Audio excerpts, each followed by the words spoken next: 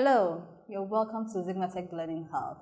I will be your instructor for literature. For this class, we are going to take our exercises from the ExamGuide app. If you don't have the application already downloaded in your device, I would want you to download the app in order to follow along in the class. ExamGuide is a leading educational app that helps students prepare for exams like UTME, post-UTME, WEAC, GCE, KCPE, IJMB, JUPEB, Cowbellpedia, BECE, JSCE, and so on and so forth. You can download the app from www.examguide.com or Google Play Store. Please subscribe to our channel and turn on the notification bell to be updated for our new videos. So, are you ready for today's class? Let's get started. Our topic for today is Introduction to Poetry. Under this, we'll be looking at figurative devices in poetry. We'll be looking at all the figurative devices that are used by poets in poetry. Our specific objectives for this lesson would be 1. To mention the figurative devices in poetry. Explain the figurative devices, 5 figurative devices in poetry. Then, write your own poem using at least 3 figurative devices you have learnt. The first figurative device that we're going to look at today is simile. Simile is simply a comparison between two usually unrelated things using the word like or as. For example, we have Joe is as hungry as a bear. Joe is as hungry as a bear. In this example, we have Joe and we have bear. Joe is being compared to a bear. Joe and bear are unrelated. Joe is a human being and a bear is an animal. So it's a comparison between two unrelated things or two unlike things. Another example we have here is, in the morning, Ray is like an angry lion. In the morning, Ray is like an angry lion. So Ray's anger is compared to that of a lion. As usual, as you can see, there's no relationship between anger and lion, or between Ray and lion, but we are comparing an attribute in Ray to that of a lion. Now we're going to look at a poem, Ars Poetica by Archibald MacLeish. It says, a poem should be palpable and mute as a globed fruit, silent as the sleeve-worn stone of casement ledges where the moss has grown. A poem should be wordless as the flight of birds. If you look at this poem closely, you're going to see that the poem is written with simile. We have simile in the first stanza, we have simile in the second stanza, we have simile in the last stanza. Okay, we have simile where it says mute as a globed fruit. We have simile where it says silent as the sleeve-worn stone. We also have simile where it says as the flight of birds. Okay? Now let's move on to metaphor. Metaphor is an implied comparison between two usually unrelated things. For example, we have Lenny is a snake. Lenny is a snake. Lenny is human, a snake is an animal. Now, what are we comparing here? Lenny has an attribute of a snake, or Lenny has an attribute that resembles that of a snake. So in this case, we say Lenny is a snake. Rather than saying Lenny behaves like a snake or Lenny acts like a snake, we say Lenny is a snake. Another example here says, Ginny is a mouse when it comes to standing up for herself. Here is another example of a metaphor. So we have Ginny and mouse being indirectly compared. Now you have to note the difference between a metaphor and simile. In the use of simile, we have like or as. Okay, we use like or as to compare two things when we use simile. However, when we're using a metaphor, metaphor does not use like or as. Metaphor is simply an indirect comparison. So metaphor just simply states that something is another. It does not require like or as to compare two things. We have hyperbole. Hyperbole is an exaggeration for the sake of emphasis. Hyperbole is also called overstatement. For example, we have I may sweat to death. I may sweat to death. Of course, you know that one cannot sweat to death, but looking at it here, we have an exaggeration. The speaker here exaggerates his state, exaggerates the state in which he is. Another example here says, the blood bank needs a river of blood. The blood bank needs a river of blood. Now, it's not possible for us to have a river of blood, but the exaggeration here emphasizes the need for blood urgently. Okay. The next is personification. Personification. Personification simply gives human characteristics to inanimate objects, ideas, or animals. For example, we have the sun stretched its lazy fingers over the valley. The sun stretched its lazy fingers over the valley. When you look at the sun, you can see that the sun has no fingers. Now, saying that it stretched its lazy fingers over the valley is simply giving it a human quality or human attribute. It's only humans that can stretch their lazy fingers, or it's only humans that can stretch fingers. The next example is the leaves danced in the wind. Now, danced in this sense is used to emphasize or to bring out the movement of the leaves as it sways in the wind. Let's move on to symbolism. As earlier discussed in our previous session, we said that symbolism is something that stands for itself, but it's also something that is larger than itself. So poets use objects or ideas to represent a quality. It says here that symbolism may be a person, an animal, an inanimate object, or an action. Often, writers use concrete objects to express an abstract idea, a quality, or a belief.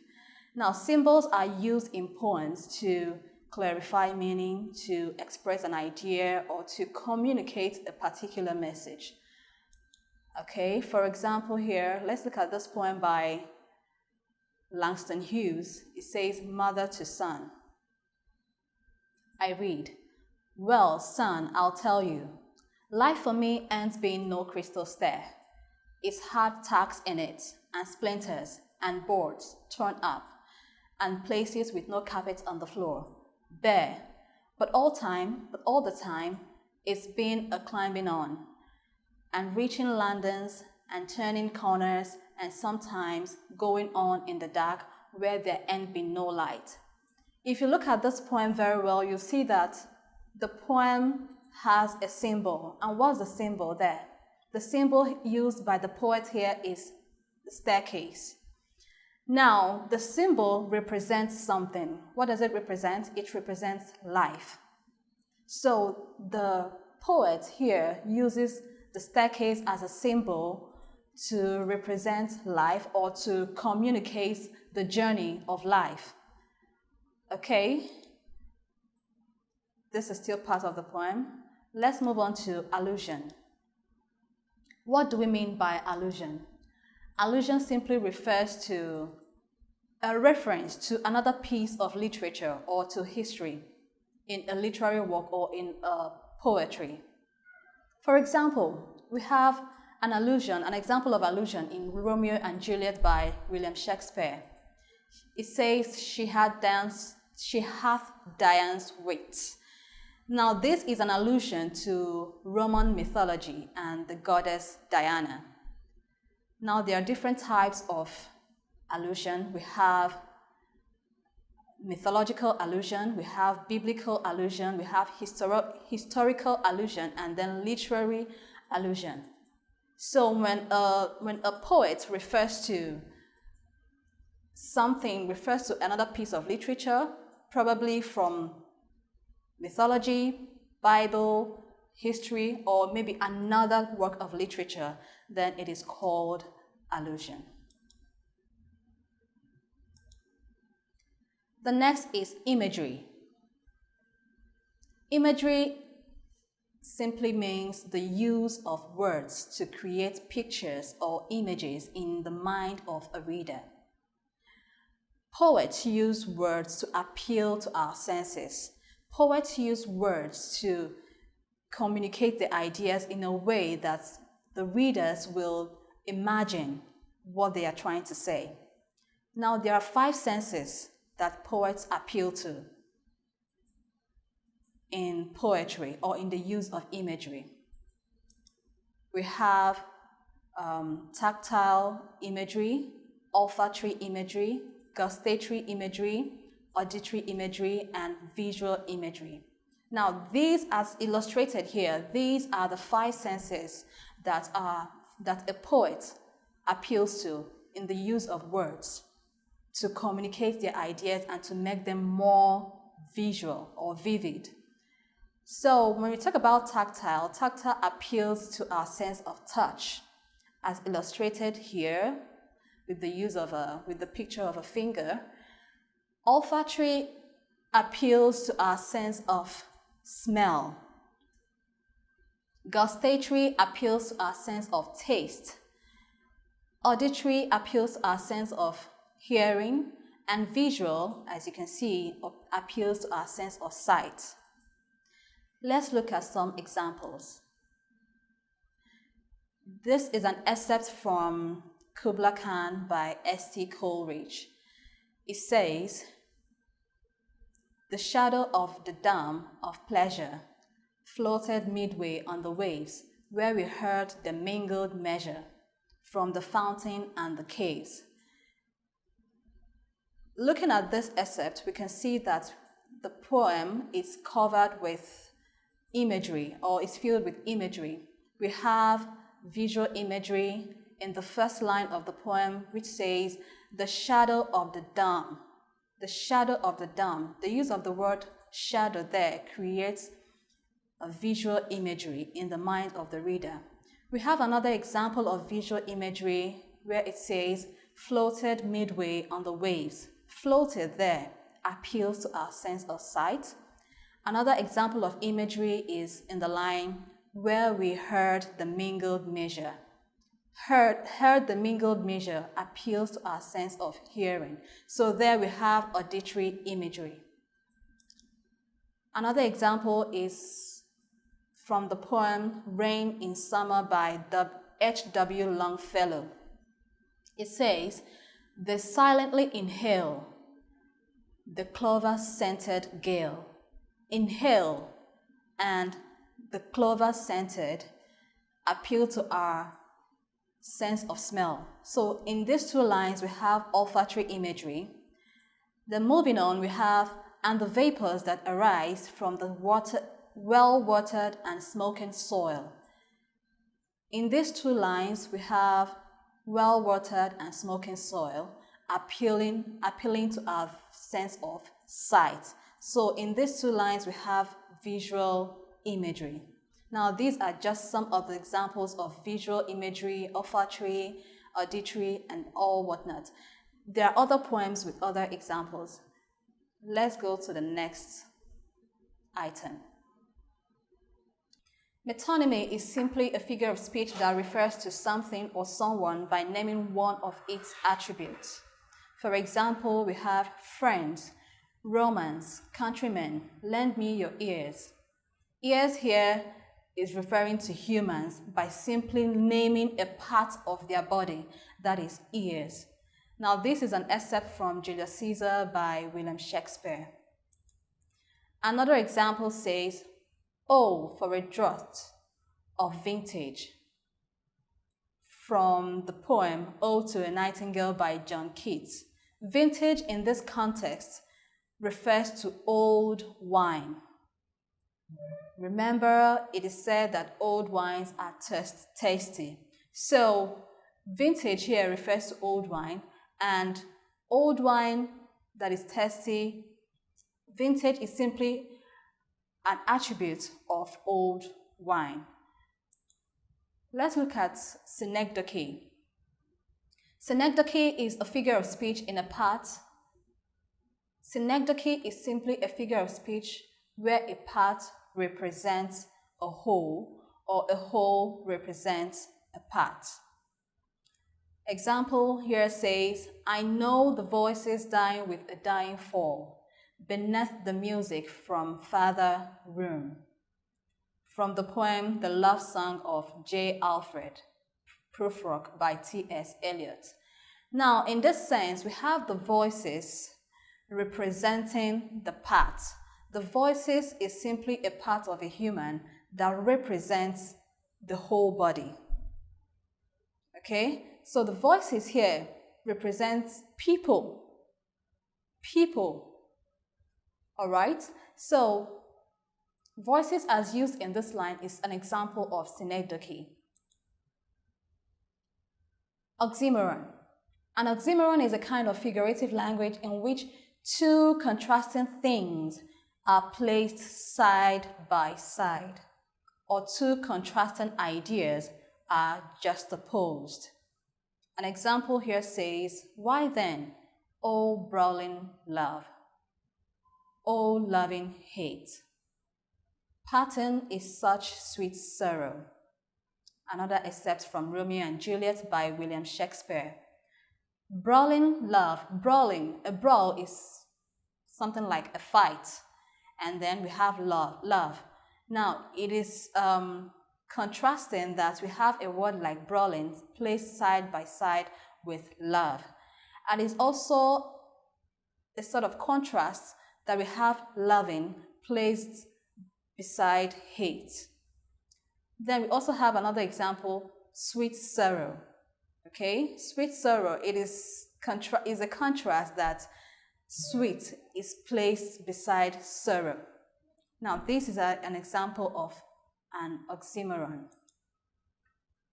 Let's look at mood. Mood is the atmosphere or emotion in the poem created by the poet. Mood is the atmosphere or emotion in the poem created by the poet. How does the poet create mood? The poet does this by using words, and words that create images or words that evoke images in the mind of the reader. Now, these words are intended to impact on the reader, impact on the mood of the reader, or generate or evoke a certain atmosphere in the whole in the whole poetry. Okay? The mood of a poem could be happy, the mood of a poem could be angry, the mood of the poem could be silly, sad, excited, fearful, or thoughtful. The author's purpose here helps determine the mood. The author's purpose, or the poet's purpose for writing the poem, determines the mood, determines the choice of words of the poem, of the poet rather. Let's look at an example. We have Barefoot Days by Rachel Field. I read, "In the morning, very early, that's the time I love to go, barefoot, where the fern grows curly, and grass is cool between each toe. On a summer morning, oh, on a summer morning, that is when the birds go by, up the sunny slopes of air, and each rose has a butterfly or a golden bee to wear. And I am glad in every toe. Such a summer morning, oh, such a summer morning." The mood in this poem is happy. Now let's look at the poem very well and identify the clues that determine, or the words that determine the mood of the poem. If you look at the poem closely, you'll see that in the first stanza it says, On a summer morning, oh, on a summer morning. The use of the exclamation there, the exclamation sign, shows that the mood of the poem, of the poet rather, is happy. And moving on, in the second stanza, we have, I am glad in every toe. I am glad in every toe. The use of the word glad there shows that the mood is happy. Then we also have a repetition of such a summer morning, oh, such a summer morning. This repetition shows that the poet or the poem has a happy mood. Another example says, Mad Song by Myra Con Livingstone. I shut my door to keep you out. Won't do no good to stand and shout. Won't listen to a thing you say. Just time you took yourself away. I locked my door to keep me here until I'm sure you disappear. What's the mood? The mood is angry. How do you know that? What determines the mood of this poem? Let's look at it. We have,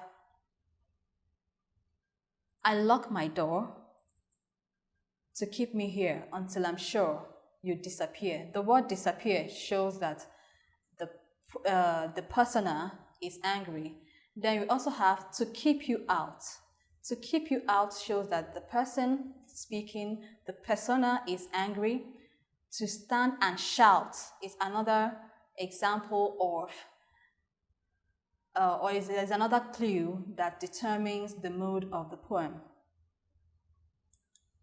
Okay, then the last example for the mood, we have poem by Langston Hughes. It says, I loved my friend. He went away from me. There is nothing more to say. The poem ends, soft as it began. I loved my friend. The mood of the poem, or the mood in this poem, is a sad one. How do we know that? First of all, the poem is short. That's to show that the mood is sad. Then we also have clues such as, I loved my friend. We have another one such as, the poem ends, soft as it began. This goes to show that the persona is sad. Now let's look at tone. Tone is the attitude writers take towards their subject. Now when we talk about tone, tone simply looks at the disposition of a poet towards the poem or towards the subject matter. How do we know, or how do we determine the poet's tone? The poet's tone is determined through his choice of words. The tone of a poet could be harsh, could be contemplative, could be sardonic, could be indecisive, etc. Okay, so this is an example of tone. We have an excerpt from The Road Not Taken by Robert Frost. It says, two roads diverged in a yellow wood, and sorry I could not travel both, and be one traveler. Long I stood, and looked down as far as I could, to where it bent in the undergrowth. A closer look at this poem will tell us that the tone of the poet is contemplative or indecisive. Now, how do we know this? Let's look at the lines. Line 3, it says, and be one traveler, long I stood. Long I stood there suggests the tone of the poet. Another example is, and looked down as far as I could. There it suggests also indecision. So we could say that the poet's tone in this example is contemplative or indecisive.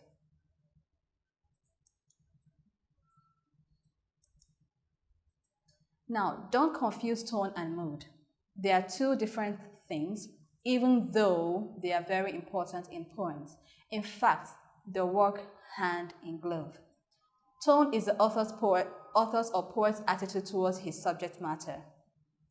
Tone is felt in the choice of words of the poet. Also, mood is felt in the choice of words of the poet. However, tone is the voice quality, let me put it this way, the voice quality of the poet. That is the poet's disposition or attitude towards the poem or the subject matter, whereas mood is felt by the reader. The mood of a poem is felt by the reader or the listener, and this is generated by the choice of words the poet uses. So you can say that tone is to the poet while mood is to the reader. Mood is felt by the reader and tone is what the poet feels about his subject matter. Let's look at diction. Diction is a deliberate choice of words of a poet in his poem. Poets deliberately choose words or intentionally choose words to convey meanings or to evoke ideas, to evoke images in the minds of their readers. Poets are very deliberate in choosing each word for its particular effect. Now, you know that poets want to create particular effects in their poems, so they deliberately choose words that will show this in their poems. So, as you read a poem, it's important to take note of the figurative and the literal meaning of words so as to have a deeper understanding of the poem. Let's look at an example. This is Burnt Nothing by T.S. Eliot. It says, words strain, crack, and sometimes break. Under the burden, under the tension, slip, slide, perish, decay with imprecision, will not stay in place, will not stay still. You'll notice the choice of harsh words like burden, strain, used by the poet. Another thing you'll notice about this poem is the use of comma. The use of comma, which creates tension. It creates tension in the poem. So in reading it, you say you have to be fast. For example, it says under the tension, slip, slide, perish. So using comma or using caesura in this sense creates a certain kind of tension in the poem. Moving on, we have practice. Okay, now let's identify the figurative language used in the following expressions. For example, the first question says, her mood was a stormy rain cloud. Her mood was a stormy rain cloud. What is the figurative language used in this sentence or in this expression? Here we have metaphor. The second one is, the two friends were like peas in a pod. Peas in a pod, we are like peas in a pod here uses simile to compare two things, two friends and peas in a pod. Okay, we have an excerpt from a poem. It says, that flows on high over vales and hills, when all at once I saw a crowd, a host of golden daffodils, beside the lake, beneath the trees, fluttering and dancing in the breeze. What are the figurative devices used in this excerpt? Well, we have fluttering and dancing in the breeze. That's an example of personification. Okay. Then we also have, I saw a crowd, a host of golden daffodils. Now, these two examples communicate imagery. We have imagery here. I saw a crowd, a host of golden daffodils. And what type of imagery is this? This is visual imagery. Also, we have fluttering and dancing in the breeze. Also is another example of visual imagery in this poem.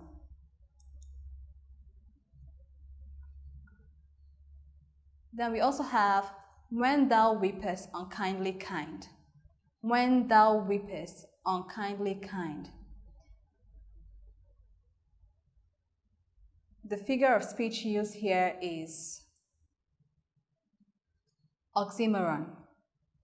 Unkindly kind is an example of oxymoron, that is juxtaposing two contrasting ideas in an expression.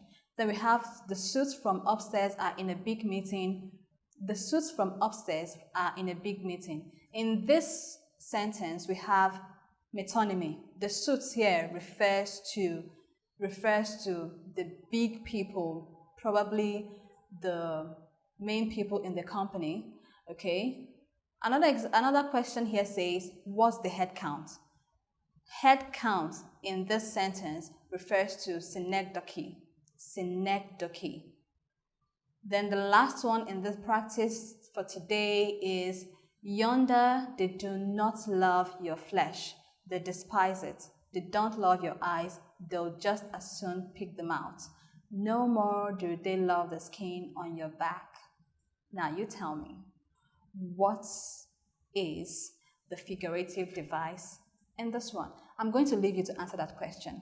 Now let's look at some questions from our ExamGuide app. Alright, so if you want to use our ExamGuide app for literature, now as you can see, I've already chosen literature here in the array of subjects that we have. Okay, then you go to random, you go to the year. Now if you want, you can choose any particular year, or if you want, you can still go to random questions. For me, I've chosen random. Then you go to the topic of interest. You have different topics here. For our topic, we are looking at literary terms and figures of speech. So we select, and then we go to a particular question to get started.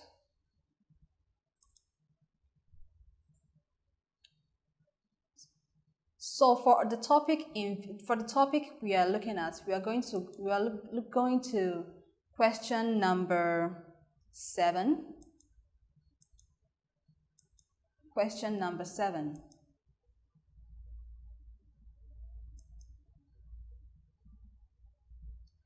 Oh, okay. It says a play on words for literary effect is called pun. The answer to this question is pun.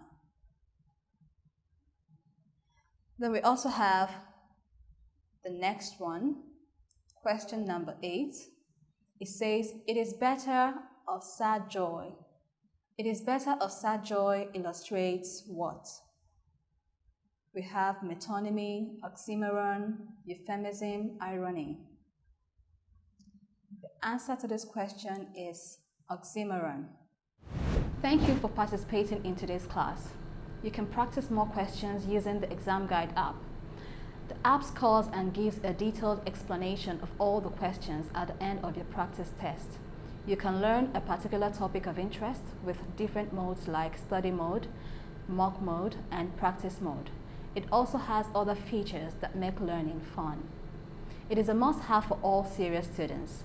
Download it from www.examguide.com if you don't have it yet. See you in the next class. Don't forget to subscribe to our channel, hit the notification bell, and share the videos to people that will benefit from it. Bye!